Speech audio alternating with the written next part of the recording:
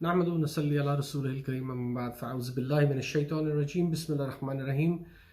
पिछली वीडियो जिसमें हमने दावत व तबलीग के कादियानियों को तरीक़ाकार के ऊपर बात की थी, इसका ये दूसरा हिस्सा आपकी खिदमत में मौजूद है। दरअसल जब मैंने पहला हिस्सा रिकॉर्ड करवाया, उसके बाद शमसुद्दीन भाई से बात हुई तो उन्होंने कहा कि बेहतर होगा कि अगर हम चंद एक मिसालें भी दे दें या वो मैदान वाज़े कर दें कि जिस पे हम दलील के साथ और गुलाम अहमद कादियानी के तज़ादात को उसकी अपनी किताबों से वाज़े करके हम तबलीग कर सकते हैं, गालम गलोच से और इस किस्म की चीज़ों से परहेज़ करके। तो मैंने उनसे कहा जी बिल्कुल, बहुत अच्छी बात है, बड़ा अच्छा आइडिया है शमसुद्दीन भाई आपका।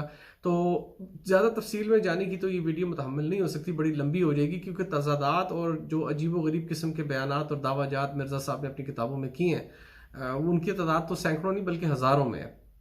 तो चंद चीदा चीदा मोटे मोटे नुकात आप जहन में रख लें, उनके ऊपर अपनी स्टडी कीजिए, रिसर्च कीजिए। रूहानी ख़ज़ाइन जो मिर्ज़ा साहब की किताबों का मजमूआ है, इश्तिहारात का, अलहामात वगैरह का सारा, वो तमाम रूहानी ख़ज़ाइन के नाम से उनके फॉलोअर्स ने जमा किया है। ये उनकी वेबसाइट पर भी अवेलेबल है, वैसे भी अवेलेबल है। अगर आप पाकिस्तान में हैं तो ऑनलाइन आप चेक कर सकते हैं, क्योंकि किताबें वहाँ पाकिस्तान में तो छपती नहीं है। मैं आपको चंद एक मोटी मोटी मिसालें देके वाज़ेह करता हूँ। आप मिर्ज़ा साहब के दावाजात पर बात कर सकते हैं। मिर्ज़ा साहब ने बाज़ दावाजात ऐसे किए हैं जिनका कोई जवाब ही नहीं है। अब मैं देखूंगा अगर हम रेफरेंस का वक्त ही फ़ौरन निकाल सके तो यहाँ पर रेफरेंस भी लगा देंगे इस वीडियो के अंदर। लेकिन बाज़ दावाजात उन्होंने ऐसे किए हैं जिनको आप किसी तरह से साबित नहीं कर सकते। जैसे मिर्ज़ा साहब ने एक दावा ये किया है कि जी, जैसे कि बाज़ अहादीस सहिया से मालूम होता है कि मसीह मऊद छठे हज़ारवे में पैदा होगा, यानी कि जब दुनिया को बने हुए 6000 इंसान को बने हुए 6000 साल हो जाएंगे, उसमें पैदा होगा। अब ये दावा कहाँ लिखा है? कहीं हदीस सहिया का मतलब है वो कम से कम 10 सही हदीस, जिस तरह से मुहद्दिसीन कहते हैं सहिया से मतलब कम से कम 9-10 होनी चाहिए। चले 2-3 ही दिखा दें, कोई एक ही दिखा दें, ये कहाँ लिखा हुआ है? गिरफ्त करें उनकी। हवाला आपके सामने हम अगर मिल गया तो मैं लगा दूंगा, नहीं तो खुद रूहानी खजाइन आप सर्च कर लें। अच्छा, उसके बाद अजीब मजीद इस किस्म के दावे हैं, बेशुमार किस्म के दावे हैं। अगर कुरान ने मेरा नाम ईसा इब्न मरियम नहीं रखा तो मैं झूठा हूं। अब ये पूछें जी कहाँ रखा है आपका नाम? मसीह मऊद ईसा इब्न मरियम, ये नाम आपका कहाँ रखा है? उनका दावा है ये कि अगर कुरान ने मेरा ये नाम नहीं रखा तो मैं झूठा हूं। आप उनसे कादियानी हजरात से पूछें जी कहाँ लिखा है ये कुरान से आप हमें दिखाएं कि कहाँ आपका ये नाम रखा है। फिर उसके बाद उन्होंने जिस तरह से अपने आप को मसीह इब्न मरियम बनाया, वो एक बड़ा मज़हक का खेज वाक़या है मेरी नज़र में। तो जिस तरह से उन्होंने कलाबाजियाँ खाई हैं कि पहले मैंने सिफ्त मरियम में परवरिश पाई, फिर मैं उस पर 2 साल और गुजर गए, फिर मैं अपने आप से खुद हमला ठहरा और ये हमल जो 10 माह का था, इस तारे के रंग में मैं हमला हो गया। 10 माह का ये हमल था जिसकी मदद 10 माह से ज़्यादा नहीं थी। उसके बाद मैं पैदा हुआ मरियम के तौर पे और ईसा के तौर पर, मरियम से पैदा हुआ, यानी खुद से खुद ही पैदा हो गया और फिर मेरा नाम ईसा रखा गया, तो इस तरह मैं ईसा इब्न मरियम बन गया। अब ये इस किस्म के दावाजात, आप उनसे पूछें कि आपको ये करने की ज़रूरत क्या है। आप एक तरफ तो कहते हैं कि ईसा इब्न मरियम ने आना कोई नहीं, उसके मसील ने आना है और मैं उसका मसील हूं, तो मसील बनने के लिए ये आपको ये सर्कस की कलाबाजियां खाने की क्या जरूरत है? इस किस्म की आप उनसे पूछें, सवाल पूछें कादियानी हजरात से। एक तो दावाजात की तरफ उनका हो गया, पेशगोइयां दूसरी हैं उनकी जो उन्होंने पेशगोइयां की हैं। मोहम्मदी बेगम से निकाह की पेशगोई है, एक 9 नामों वाले लड़के की पेशगोई है। मोहम्मदी बेगम से तो पेशगोई बड़ी मशहूर है उनकी कि जी ये औरत है, ये मेरे निकाह में आएगी। उसके पीछे जिस तरह से उन्होंने ब्लैकमेलिंग की, उसके रिश्तेदारों को डराया धमकाया, लालच दिए जायदादों के, रुपए पैसे के।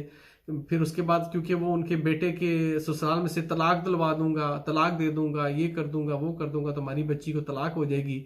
फिर उसके बाद डराना धमकाना, ब्लैक मेलिंग के, अगर तुमने इसकी शादी मुझसे ना की मोहम्मदी बेगम की तो इसका बाप मर जाएगा फलाने अरसे में, इसका खामन मर जाएगा फलाने अरसे में, ये बेवा होके मेरे निकाह में आएगी, चाहे बाकरा है चाहे बेवा है। ये तमाम एक एक करके ये पेशगोइयाँ जो है ये गलत साबित हुई उनकी। इश्तिहारबाजी उन्होंने अखबारों में की कि ये मेरी मनकूहा होगी, मेरी मनकूहा होगी। कोई शरीफ आदमी इस किस्म की इश्तिहारबाजी करता है? ये सवालात हैं, मंतकी अकली दलाइल के साथ कादियानी हज़रात के सामने रखें और उनसे पूछें। मौलाना सनाउल्लाह अमृतसरी साहब के साथ जो उनका हुआ था सिलसिला, जिसमें उन्होंने आखिरी इश्तिहार का एक फैसला शाया किया था कि जी जो मुफ्तरी है वो सच्चे की जिंदगी में मर जाएगा, और वो खुद उनकी सनाउल्लाह अमृतसरी साहब की जिंदगी में उनका इंतकाल हो गया मिर्जा साहब का। और सनाउल्लाह अमृतसरी साहब गालिबन आई थिंक 25 साल उसके बाद जिंदा रहे हैं, सेहतमंद रहे हैं। तो इस किस्म के दावाजात, फिर उसके अलावा जो किज़्ब बयानी उन्होंने अपनी किताबों में की हैं, आप उनकी एग्जांपल्स उनको दे सकते हैं, मिसालें दे सकते हैं। जो गलत सलत चीज़ों के तर्जमे किए हैं, लम यलिद का तर्जमा उनको नहीं आता। अरबी दान थे, उन्हें उन्हें सुल्तान कलम कहते हैं, उनके मानने वाले सुल्तान कलम थे वो। तो कैसे सुल्तान कलम थे कि लम यलिद का तर्जमा उन्होंने गलत लिखा है। सफर जो इस्लामी कैलेंडर का दूसरा महीना है, दुनिया जानती है, उसको उन्होंने चौथा महीना लिखा अपनी किताबों में। ये चीजें उनके सामने अहबाब आप रेज करें और कादियानी हज़रात के सामने रखें। और इस तरह की सैकड़ों हजारों मिसालें, मैंने तो जो सरे दस मेरे पास मेरे ज़हन में आया मैंने आपको बता दिया, वीडियो हमने छोटी रखनी है, तो आप इसके ऊपर स्टडी करें, रिसर्च करें, उनकी इल्मी तरीके से गिरफ्त करें। तो ये चंद एक ऐसे मैदान हैं, जैसे मैंने अर्ज किया, किज़ब बयानियां हैं, मुतजाद बयानियां हैं, एक दूसरे से चीजें टकराती हैं। एक तरफ वो कहते हैं आईना कमालात इस्लाम किताब है, उसमें पहले वो ये कहते हैं कि जो बंदा सच को छुपाए, हक कितमान हक करे, हक को छुपाए, तो वो अल्लाह की लानत का मुस्तहिक ठहरता है, उस पर लानत होती है। उसी किताब के चंद सफ़ों पर आकर जाकर कहते हैं कि अल्लाह की कसम मुझे पता था कि मैं ही मसीह इब्ने मरियम हूँ, ईसा इब्ने मरियम हूँ, मुझे अल्लाह ने बनाया, तो 10 साल मैं इस बात को छुपाता रहूँ। मैंने इसका इंतजार किया कि किसकी तावील होगी, कि उसका कोई और मतलब होगा, और मैंने इसे मख्फी रखा और मैंने छुपा के रखा।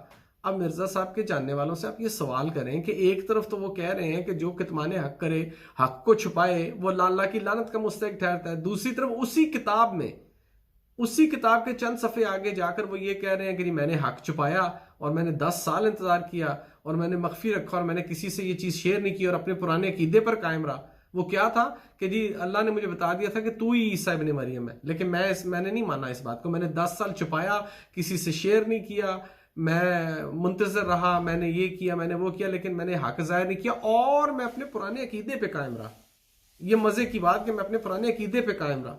तो कितमाने हक नहीं किया मिर्जा साहब ने, तो अपने पिछले कॉल की रोशनी में वो क्या ठहरे, अल्लाह की लानत के मुस्तहिक नहीं ठहरे। अब ये चीज आप किसी कादियानी से पूछें, उसके पास क्या जवाब है। तो इस तरह की चीजों को हाईलाइट करके आप तबलीग करें, तरीके से उनको बात समझाएं। बिल्कुल भी गालम गलोच और कार्टून बाजी और इस किस्म की जो गलत गुफ्तगू होती है, जिसे मैं यहाँ दोहराना भी नहीं चाहता, उससे उल्टा नुकसान होगा, उससे फायदा नहीं होगा।